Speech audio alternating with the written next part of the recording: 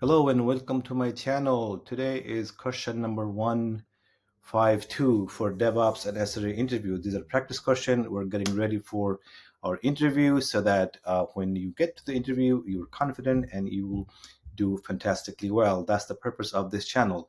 If it is helpful to you, please subscribe. That's free to you, but it's really helpful to my channel. Okay, as you probably remember from my other videos, I've done some research on through LinkedIn job descriptions, and I have come up with 15 topics and tools that are most important to prepare for DevOps and SRE interviews. The ones at the top, like CI/CD and cloud, those are more important than the ones at the bottom, like system design. Although Terraform and Kubernetes, in my opinion, are way lower ranked, they really should be ranked higher. Talking about which today's question is actually about Terraform. The question today is, if you're tagged to implement Terraform in a team or a company where they have never used Terraform, what issues might you solve preemptively, right? That's the question. So basically, you were brought in to implement Terraform in a company where they haven't used Terraform before. I actually did this as a job years ago, so I have first-hand experience doing this. So before I get to the answer, just a quick reminder: Floyd Spencer is my career advisor. I'm not financially affiliated with him, but he is very passionate and he will give you 1 hour free session to anybody who's in the job market today.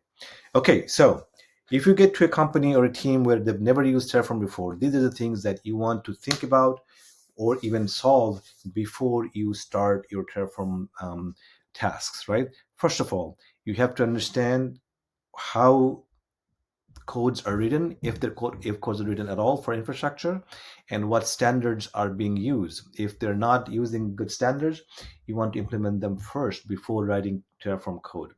Number two, version management conflict. So if the company or the team are not good with keeping versions of their code, you need to implement that practice before you do Terraform coding. Number three, state management challenges. So normally what happens at the beginning of a Terraform implementation is developer one writes code, he or she implements things, developer two writes code, he or she implements things, and the states of these two developers or multiple developers conflict, and that's very hard to solve later down the road. So if you have things like that going on when you arrive, you want to solve those problems first before getting into actually writing code for the whole company. Number four, who's going to have access to this code base? Who's going to have access to the clouds, and how those accesses will be managed? They better be managed through a role-based access control. If that's not implemented, you need to implement them first before you start writing code in Terraform. Number five, a lot of the companies even today are not familiar enough with infrastructure as code, especially smaller companies. They may be full of developers who are not familiar with infrastructure. So when you introduce infrastructure as code like Terraform, they may be totally unfamiliar with it, or they may not be good at it. So you want to give them some education, some level of familiarity with this process, how it works, some examples before you start implementing Terraform at a company level. Drift detection and management. So one thing you have to understand is people will continue to build infrastructure in the cloud outside of Terraform as you implement Terraform. Therefore, what will happen is there will be a drift. What's in the cloud is not the same as what's in your code. You want to stop that. You want to discourage that. You want to have policies in place so that that doesn't happen, or at least happens minimally. Or if it happens, it happens in a totally different environment.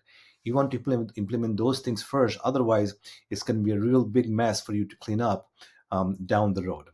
Number seven, I guess, and the last one is poor code review practices. So now that this company or this team is getting into writing code for infrastructure, right? They may be writing code for their applications, and they may be familiar with some code practices, right? But when it comes to infrastructure, that is a similar challenge and equally important, if not more important, because these are more fundamental, right? So you want to make sure the code reviews are done at a regular basis and with good quality. Maybe in the beginning it will just be you and nobody else, but even so, you want to make sure that people understand their code for the infrastructure will be reviewed and reviewed thoroughly. Otherwise, your code quality in production will be really, really poor. Okay, I hope you found this video useful. If you did, please subscribe. And by the way, you don't have to remember all of these points. In an interview, if you're asked this question, if you remember three or four of these things, that's good enough. Okay, if you have further questions or a particular topic you want me to cover, you can find me on LinkedIn or you can leave a comment. I will see you in the next one.